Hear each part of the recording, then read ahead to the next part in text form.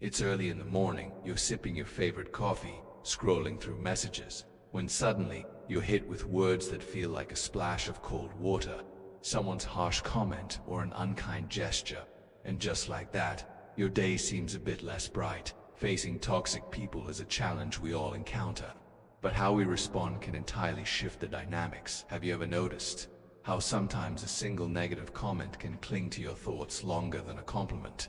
It's like a stain on your favorite shirt that refuses to wash out.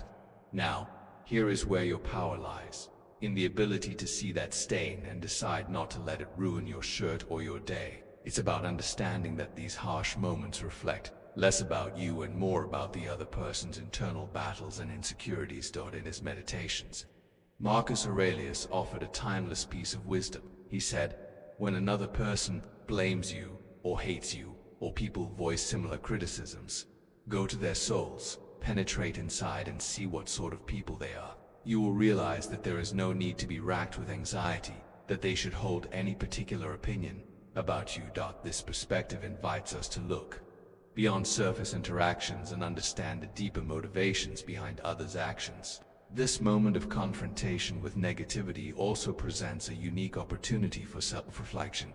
So, I challenge you to dive inward, stripping away the layers of expectations and societal masks. What truths about yourself have been shadowed by others' judgments? Are you allowing someone else's negativity to define your day or your worth? Let's embark on this journey of self-discovery together, finding strategies to not only deal with toxic individuals, but also to strengthen our sense of self. 1. Self-awareness. You've likely met someone in your life who just seems to push all the wrong buttons, right? We often call these people toxic because they spread negativity like a cloud of smoke, making it hard to see clearly. But what if I told you there's a way to clear the air and navigate through this smoke without losing your way? It all starts with self-awareness. Just like knowing you're allergic to smoke makes you avoid it, understanding your responses to toxic people can empower you to keep your distance emotionally.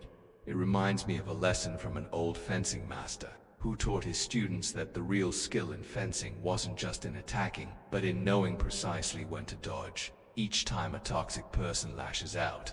Picture yourself executing a perfect sidestep. You don't absorb the blow because you're aware of your own boundaries and you respect them enough not to let anyone cross. This doesn't require anger or a counterattack, just a quiet, unshakable knowledge of who you are. Now, turning this understanding into a part of your daily life isn't as hard as you might think. Consider it like tying your shoes. In the beginning, it's something you have to focus on, but eventually it becomes second nature. When dealing with negativity, take a step back and ask yourself, why does this bother me? Or, what can I learn from this? These questions aren't about making excuses for others, but about reinforcing your own mental fortitude. Take a moment to understand that this path will not be free of obstacles. Self-awareness and navigating through the smoke of others' negativity is no fairy tale. There will be days when it feels easier to just react, to throw back what was thrown at you. But that's a fleeting victory, one that feels hollow because it betrays who you are. Each time you choose to respond rather than react, remember, you're not doing it because it's the easy choice, but because it's the right one for you. This is about building a fortress within yourself, not from arrogance, but from a place of strength and calm. It's not about ignoring the negativity, but acknowledging it without letting it define your actions. So, embrace the challenge. It sharpens you, makes you more resilient, and in the long run, undeniably stronger. 2. Forgiveness and memory. Turn your gaze toward the sky. Do you notice how stars shine bright despite the encircling darkness? Think of these stars as people who add value to your life, illuminating your path with understanding and empathy. On the other hand, you may come across black holes, a representation of toxic individuals who pull you into their darkness, stripping you of your joy and energy. Now comes the question, is there a way to navigate this cosmic dance of relationships without getting sucked into these black holes? Picture yourself as a spaceship, fueled not by hydrogen, but courage and wisdom. This courage is your forgiveness, the power cell that absolves people of their faults and lets you soar higher than any toxic influence. It disentangles you from the gravity of resentment that chains you to painful memories and grudges. Yet every spaceship needs a navigational system. This is your memory, the keeper of life's lessons, the silent whisper in your ear, reminding you to take a detour when a known black hole looms in your flight path. The truth is, our past encounters with toxicity aren't shackles, they are points on a star map, guiding us towards safer orbits. Every lesson learned from dealing with a toxic individual, every overpowering emotion felt, becomes a beacon reminding us what to avoid and helping shape our interactions. This combination of forgiveness and memory is the compass guiding us through the complex constellation of relationships. Bearing these thoughts in mind, I ask you to ponder on your journey through this celestial dance of relationships. Through whom do you see the brilliance of a star? And from whom do you need to divert like a black hole? Use your forgiveness as a fuel that propels you forward, and let your memory help you navigate to avoid repeating the same pattern in the dance of relationships. In this intricate ballet of life, let us aspire to be the spaceship that forges its path through cosmic chaos with refined grace, driven by the power of forgiveness and guided by the wisdom of memory. 3. Emotional stability. Navigating life surrounded by toxic individuals can feel like trekking through a dense fog. You lose sight of where you're headed and every step feels uncertain. But what if I told you there's a way to clear the fog? It starts from within, through the strength of emotional stability cultivated by Stoicism. Think about that one person who, no matter the chaos, never seems ruffled, like a mountain standing firm against the raging storm. This isn't about being indifferent or cold. It's about recognizing that the only thing truly under our control is how we respond to the outside world. Stoicism teaches us that our power lies in our reaction, not in trying to control the uncontrollable. So, when faced with toxicity, we channel our inner Stoic. Instead of engaging in the drama, we pause. It's like being in the eye of the hurricane. Everything's wild on the outside, but here it's calm. This space allows us to breathe, think, and then act from a place of rational calmness. It's about shifting focus from what's happening around us to how we're going to let it affect our inner peace. And how do we do this? By practicing mindfulness. Yes, it's tossed around a lot these days, but here's the real kicker. It works. Mindfulness lets us detach, observe the chaos without getting sucked in. It's not about ignoring the toxicity, but acknowledging it without letting it dictate our peace. It's realizing that, much like clouds in the sky, these moments will pass. So, the next time you find yourself in the midst of negativity, remember you're the architect of your peace. Build it strong. For setting boundaries. Imagine stepping into a world where every interaction you have is like a brushstroke on the canvas of your day. Some strokes are vibrant and uplifting, enhancing the beauty of your existence. Then there are those strokes, dark, heavy, and inconsistent, left by toxic people in your life. These interactions don't just leave a mark, they alter the entire masterpiece of your day, your mood, and even your self-perception. Now, think about ancient Stoics. They were masters of their own minds, not by avoiding adversity, but by fortifying their inner walls. They knew that not every opinion, critique, or negative energy deserved their attention. What if I told you that dealing with toxic people could but be approached with the same stoicism? It's not about building an impenetrable wall, but about choosing which gates to open and when.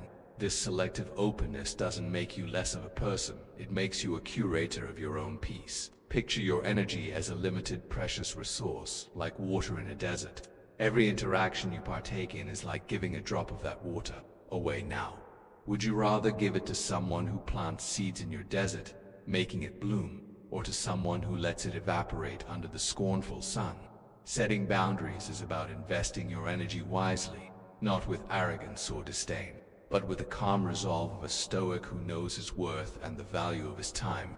It's about calmly communicating. This is where I draw the line, because your peace is not up for negotiation. So, let's move forward with this mindset. View each day as an opportunity to paint your masterpiece, to invest your energy where it grows wonders. Remember, respecting yourself enough to set boundaries is not an act of aggression. It's an act of self-respect and wisdom.